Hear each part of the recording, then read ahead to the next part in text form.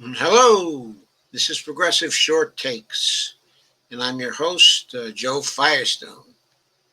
And today I want to talk about the potential for innovation in the case of the vaccines.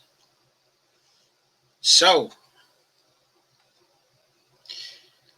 there's an article that appeared in The Week by Ryan Cooper.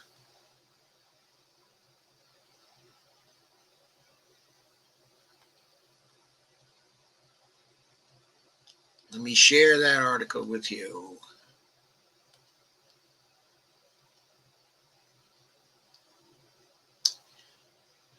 What the coronavirus vaccine shows about the potential for innovation by Ryan Cooper. This was done on November 28th.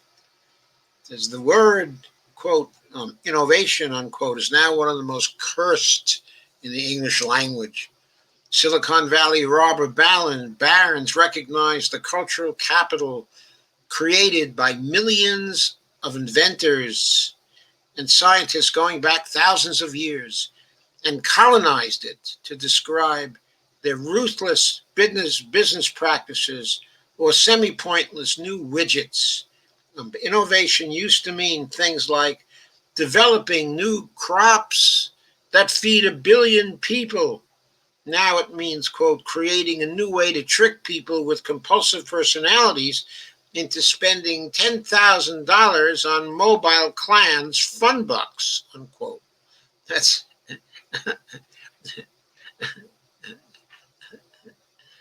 that was put very nicely by Ryan, I thought.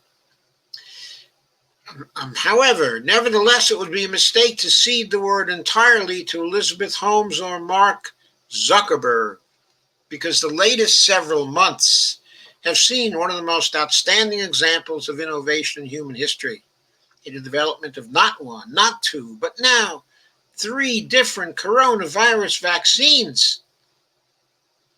And Ryan isn't talking about the Russian vaccine now. Doesn't mention the Russian vaccine. That's a fourth. Forgot to mention the Russian vaccine. Thus far, a Pfizer BioNTech project, one from Moderna, and another from AstraZeneca slash Oxford University, all look good and will ideally start being distributed within weeks. And there are dozens more possibilities already in trials behind them. Turns out human society can achieve a lot if we just try really hard. Who knew? Well, we knew. We did it in World War II. All kinds of innovation happened in World War II. Why? Because we mobilized to innovate. The speed of this vaccine development is totally unprecedented. Previous vaccines have taken years at best and usually over a decade to be developed and proved to work. Now, scientists did have some advantages in this case, as the SARS-CoV-2 vaccine seems to be relatively easy to target with the vaccine, or the SARS-CoV-2 virus, I should say. It seems to be relatively easy to target with the vaccine. And there are, alas, a whole lot of infections happening, which makes gathering the necessary data on efficacy easier. And the various scientific teams have built on years of past work developing a basic format for messenger RNA vaccines, which is what the first two vaccines use. But on the other hand, science was also starting from scratch, unlike chickenpox or measles, which had been studied for decades before work on a vaccine started. Scientists had to figure out how the vaccine works from a standing start by sequencing its by genetic code, analyzing its proteins, and so on before getting to work on a vaccine. Yet all three was still designed and completed within a few months.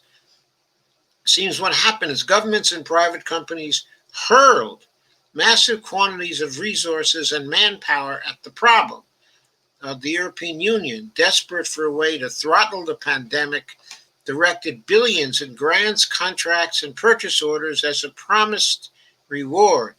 Even the Trump administration also pitched in several $billions in similar fashion with Operation Warp Speed. Then pharmaceutical companies found that their profit incentive lined up neatly with the need for a vaccine.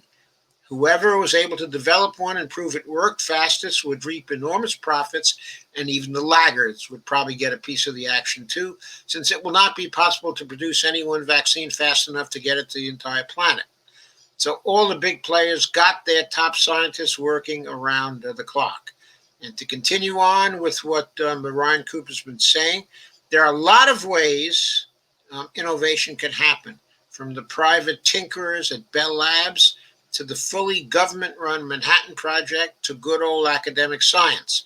But major rapid breakthroughs tend to happen just like this, when large available resources and expertise coincide with the kind of intense social pressure that focuses the mind and leads people to put forth their maximum effort. The coronavirus vaccines are therefore remarkable, not only as a singular achievement, but also as an example of what is almost certainly possible in other areas of vital importance. Scan the field of climate policy, for instance, and there are dozens of different scientific or engineering problems that look very much like a potential coronavirus vaccine looked in February.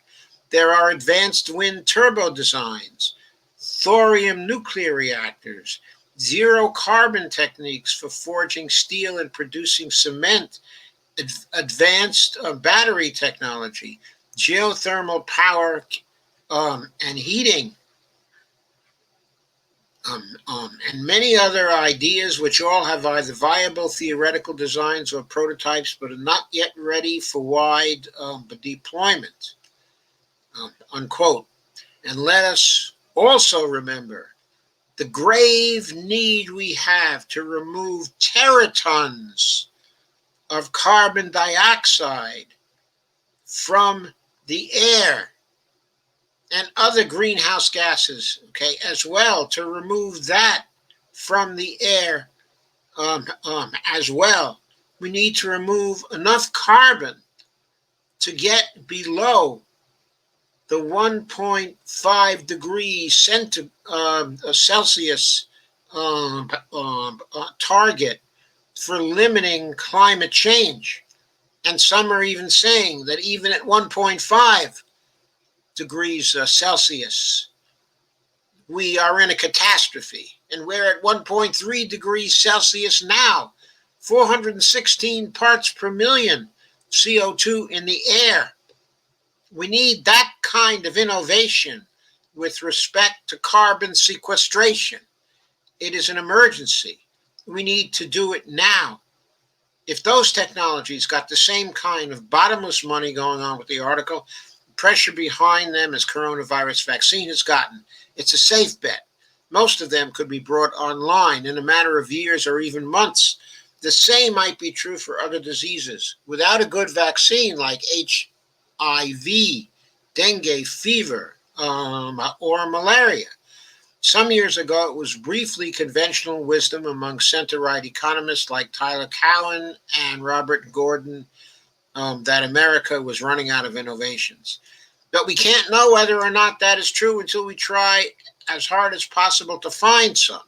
There are plainly a lot of potential possibilities being ignored or starved of attention. All that is needed is the government action and funding to get the work started. Okay. A brief editorial, I think, an important one that gets our juices flowing and our brains working in many directions that are different and that are essential. That's all for this progressive short take. I'll be back shortly with another one. Thank you for coming.